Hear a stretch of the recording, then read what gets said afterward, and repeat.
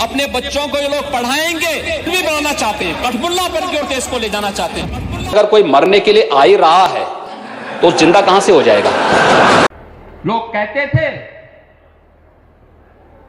क्या कश्मीर में धारा 370 हट पाएगी? क्या आपने कभी सोचा है कि परिवार, आराम और निजी जिंदगी को छोड़कर सिर्फ देश सेवा के लिए खुद को समर्पित करना कितना मुश्किल फैसला होता है? क्या आपने कभी सोचा एक साधु से लेकर प्रदेश के सबसे बड़े नेता बनने का सफर कैसा होता है? आइए जानते हैं योगी आदित्यनाथ की कहानी। जब देश सेवा और आध्यात्म के रास्ते मिल जाते हैं तो जन्म होती है एक ऐसी कहानी जो अनगिनत लोगों को प्रेरित करती है। आज के इस वीडियो में हम आपको सीएम योगी से जुड़ी वे अनकही बातें बताएंगे जो शायद ही किसी को पता हो।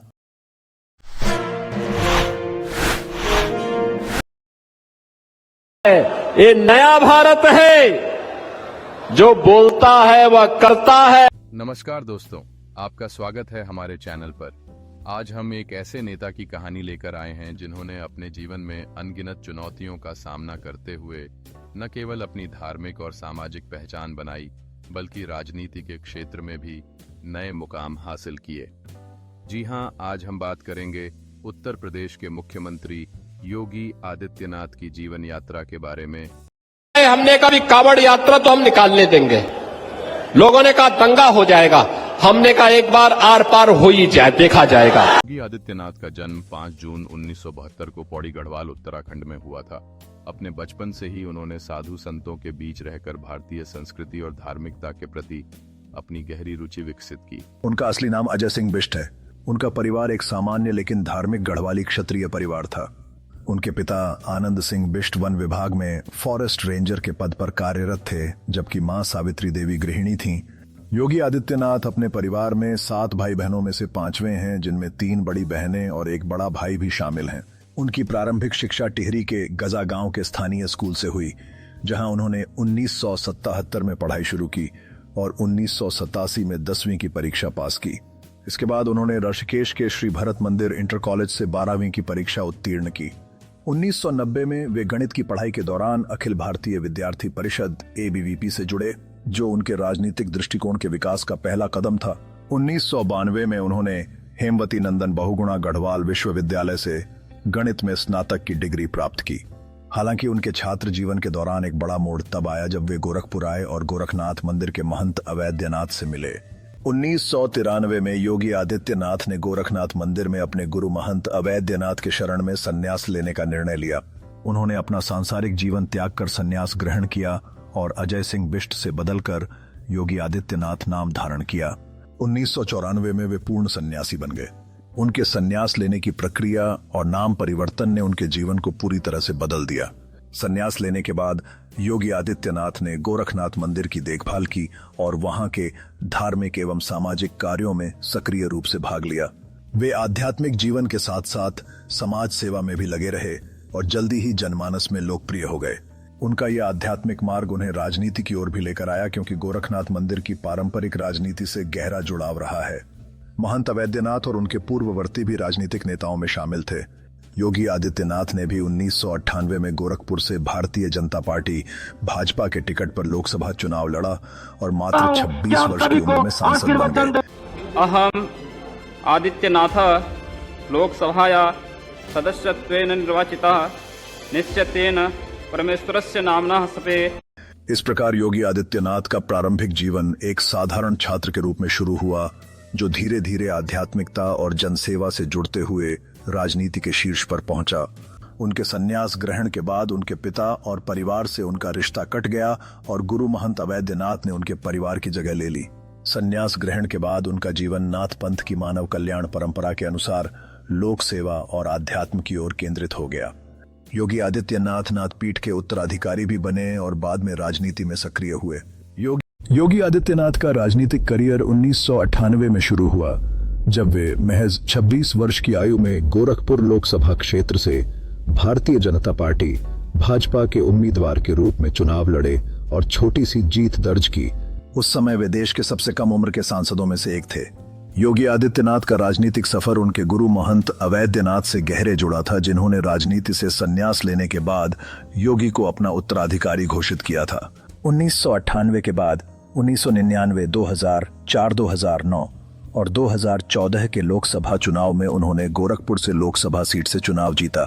पहली बार 26 साल की उम्र में वे सांसद बने। तब उन्होंने सबसे कम उम्र का सांसद बनने का गौरव हासिल किया था। 2002 में उन्होंने हिंदू युवा वाहिनी नामक संगठन की स्थापना की, जिसने उत्तर प्रदेश में हिंदू संगठनों को एकजुट करने और सामाजिक राजनीतिक मुद्दों पर सक्रिय भूमिका निभाई। यह संगठन धर्मांतरण के खिलाफ सक्रिय रहा और कांग्रेसियों सहित विरोधी दलों के बीच योगी आदित्यनाथ की पहचान एक सशक्त हिंदू राष्ट्रवादी के रूप में बनी। हालांकि योगी आदित्यनाथ सांसद भी रहे, परंतु सन 2007 में उनके जीवन में एक ऐसा मोड़ भी आया जब उन्होंने राजनीति से संन्यास लेने के बारे में भी सोचा। आखिर ऐसा क्या हुआ था उस दिन संसद भवन में, जिसने एक सन्यासी को इतनी बड़ी बात बोलने के लिए मजबूर कर दिया? आखिर क्यों रोए थे योगी उस दिन संसद भवन में?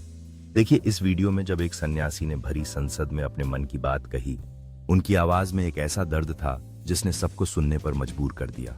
यह केवल एक नेता की नहीं, बल्कि एक आम सांसद की कहानी थी। बोले don't be tell him go on Yogi ji, we all respect you. Please, we shall certainly look into it. I tell you. मैं तीसरी बार गोरखपुर से लोकसभा का सदस्य बना हूं। पहली बार मैं 25,000 वोटों से जीता था, दूसरी बार 50,000 से जीता और तीसरी बार लगभग 1.5 लाख मतों से मैं गोरखपुर से चुन करके आया हूं। लेकिन पिछले कुछ समय से महोदय राजनीतिक विद्वेष के तहत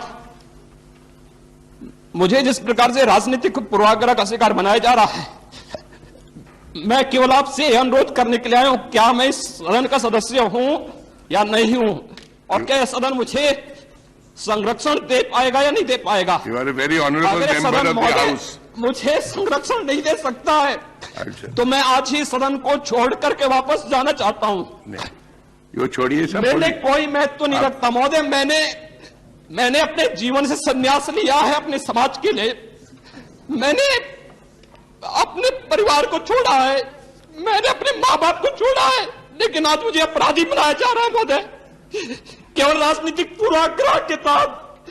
केवल इसलिए क्योंकि मैंने वहां पर भ्रष्टाचार के मामले उजागर किए थे, क्योंकि मैंने भारत नेपाल की सीमा।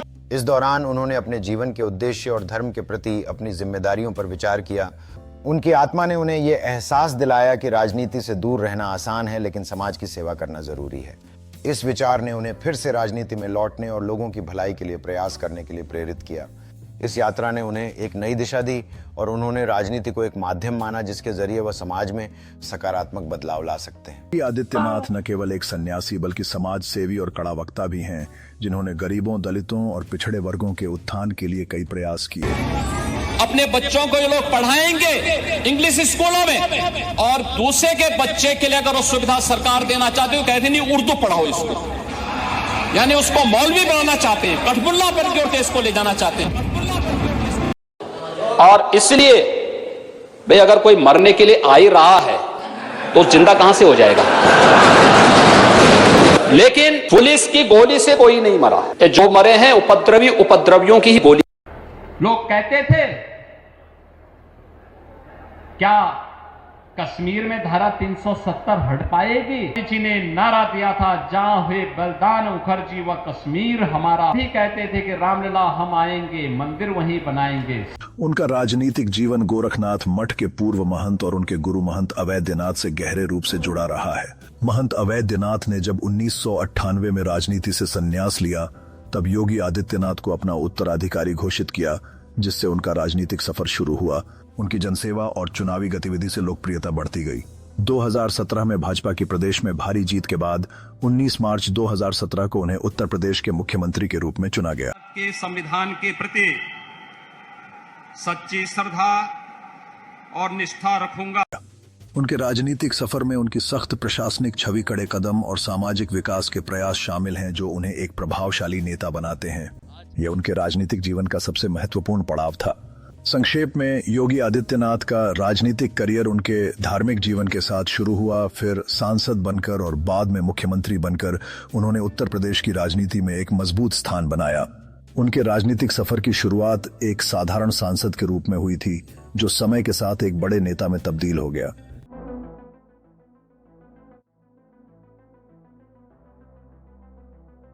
योगी आदित्यनाथ की अगुवाई में उत्तर प्रदेश में कई विकास कार्य हुए हैं। उन्होंने प्रदेश की आर्थिक स्थिति सुधारने के लिए उद्योगों को प्रोत्साहित किया, महिला सुरक्षा पर विशेष बल दिया और बुनियादी ढांचे को बेहतर बनाया। उनकी प्रशासनिक शैली काफी सख्त मानी जाती है, खासकर अपराध एवं माफिया के खिलाफ कार्रवाई में। माल तो वही है, लिफाफा नया है।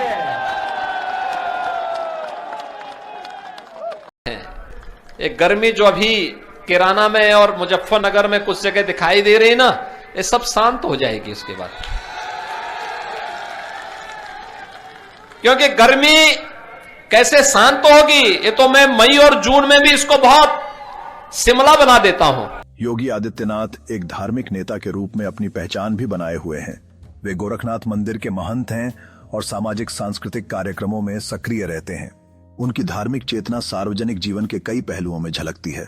उनकी सोच और विचारधारा ने उत्तर प्रदेश की राजनीति और समाज को नई दिशा दी है, जो प्रतिदिन प्रगति की ओर बढ़ रही है। तो दोस्तों, हमें उम्मीद है कि आपको इस वीडियो में योगी आदित्यनाथ के जीवन, उनके आध्यात्मिक सफर और राजनीति की दुनिया में उनके उठाए गए कदमों के बारे में विस्तार से जानकर अच्छा लगा होगा। योगी आदित्यनाथ के संघर्ष, उनकी मेहनत और उनके सिद्धांत हमारे लिए प्रेरणा का स्रोत हैं। उनका जीवन यह सिखाता है कि अगर इरादा सच्चा और मजबूत हो तो कोई भी मुकाम हासिल किया जा सकता है। अगर आप ऐसे ही और जानकारीपूर्ण और प्रेरणादायक वीडियो देखना चाहते हैं तो हमारे चैनल को सब्सक्राइब करें और बेल आइकन दबाना न भूलें, ताकि आप हमारे हर नए वीडियो की नोटिफिकेशन पा सकें।